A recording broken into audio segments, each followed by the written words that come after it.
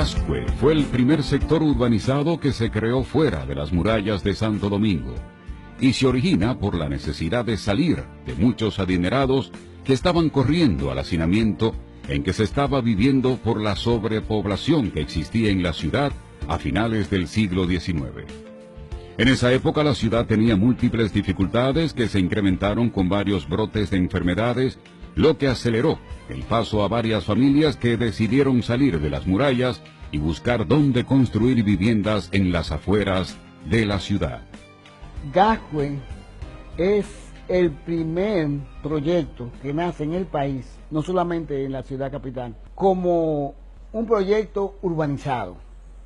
Y nace por una necesidad, tanto física, una necesidad de salubridad, una necesidad de esparcimiento, porque ya la zona colonial estaba completamente poblada, ya los negocios estaban asfixiando la ciudad, la gente vivía una casa pegada a la otra, contigua, no había comodidades, comenzó la tuberculosis, comenzó la gripe, comenzó todo tipo de enfermedades en las vías respiratorias.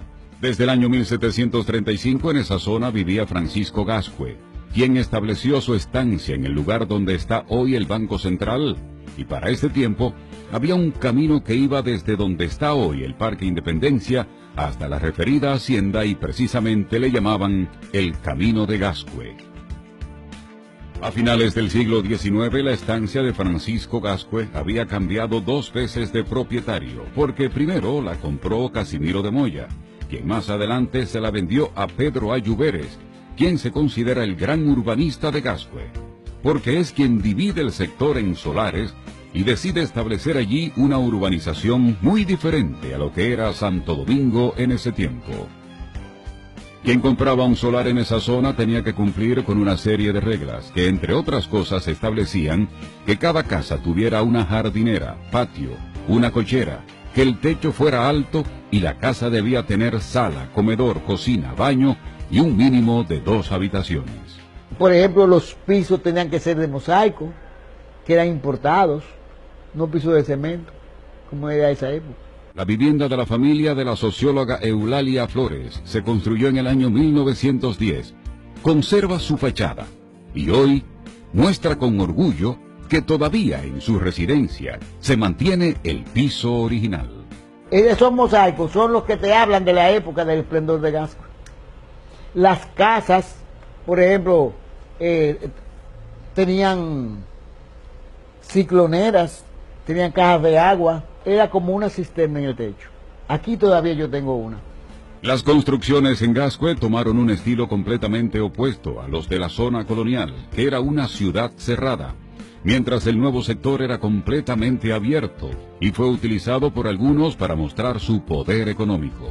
La primera calle que se construye en Gascue es la Doctor Báez, y en ella también se edificó la primera casa del sector, ubicada en esquina formada por las calles Doctor Báez y Luisa Osema Pellerano, donde vivió y murió el presidente Juan Isidro Jiménez. Pedro A. Lluveres construyó su casa familiar en la Bolívar, esquina Delgado, y le llamó Aguedita, que era el nombre de su esposa.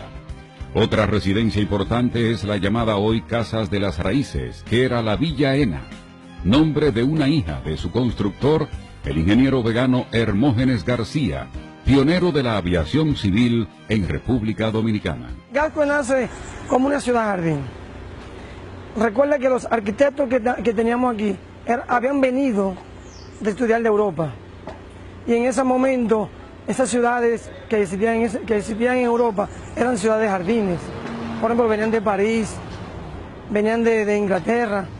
Y ellos tenían una visión muy diferente, sobre todo una visión que le daba la importancia al entorno de las viviendas. Como teníamos muchos espacios, la vivienda quedaba en el centro y ellos podían tener un gran jardín alrededor. Quienes optaron por establecerse en esta parte lograron su objetivo porque vivían con tranquilidad, luego de dejar el bullicio de la ciudad de intramuros para establecerse en el sector que identificaba a los adinerados de la época. Gascue para mí es la aristocracia de Santo Domingo, el pasamano de la aristocracia. Ese nombre yo lo acuñé. Se lo he prestado a varios historiadores y escritores. El pasamano de la aristocracia, aquí vino la persona adinerada. Las personas que podían construir un buen chalet, como decían antes, podían tener una villa, podían tener una mansión. Entre los profesionales de la construcción que diseñaron viviendas para Gascue están Guillermo González Sánchez, Guillermo Lluveres y Octavio Pérez. También participaron algunos arquitectos extranjeros, entre los que destacan Antonio Neochocma, quien diseñó el antiguo Parque Independencia. Como era el sector de poder económico, también se convirtió en la zona preferida de las autoridades. Y los grandes empresarios.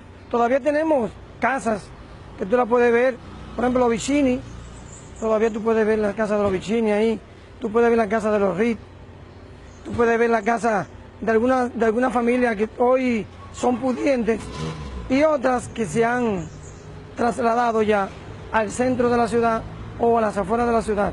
Vivieron en la zona Socorro Sánchez, Federico Enríquez y Carvajal, entre otros, porque fueron muchos los profesionales y hombres de negocios que nacieron o se criaron en Gascue. Bueno, mira un ejemplo. Don Pepín Corripio, ahí cuando comienza la Bolívar. Juan Luis Guerra nació y se crió ahí, al lado de donde está la logia. Los Penson, que son descendientes de San Nicolás Penson. Los Galván, los Ríos, Moisés García, el hijo de don Moisés García. Aquellos ojos verdes de mirada serena dejaron en mi alma eterna sería amar, anhelos de caricias, besos y ternura de toda la dulzura que sabían brindar aquellos ojos verdes, serenos como un lago. En Gascue comenzaron a construir casas desde 1904 y ya en 1908 se estaba poblando. Y en ese tiempo, además de la ciudad de Intramuros, solo existían los barrios Galindo, que era donde está hoy Borjol, San Carlos y Pajarito, que era una zona de pescadores. Gascue era una urbanización especial, donde no había parques, porque todo el sector era un gran parque, que tenía sus calles pobladas de árboles de diversos tipos y se le conocía como la Ciudad Jardín, donde la gente podía pasearse por sus calles y no le daba el sol. Desde su fundación, el territorio de Gascue era mayor al de la zona colonial y tenían bien definidos sus límites. Al norte tenemos la Francia, aunque algunos creo que dicen que es hasta la 27, Máximo Gómez, el Mar Caribe, la zona costera, y 30 de marzo. Pero Gascue originalmente, lo que era Gascue, como se dice, comenzaba aquí en la Julio Verne, al norte de Julio Verne, llegaba hasta la Máximo Gómez, Avenida Bolívar, hasta la Francia. Eso era Gascue. Ya en el año 1924, Gascue estaba prácticamente urbanizado hasta la avenida Máximo Gómez. Fue uno de los pocos sectores que resistió la potencia del ciclón San Zenón, que provocó grandes daños en Santo Domingo el 3 de septiembre de 1930, dejando más de 2.000 personas muertas y algunos barrios destruidos. Por el tipo de edificaciones construidas con piedras, el huracán no causó daños en las casas de Gascue, muy diferente a lo que ocurrió en Ciudad Nueva y la zona colonial.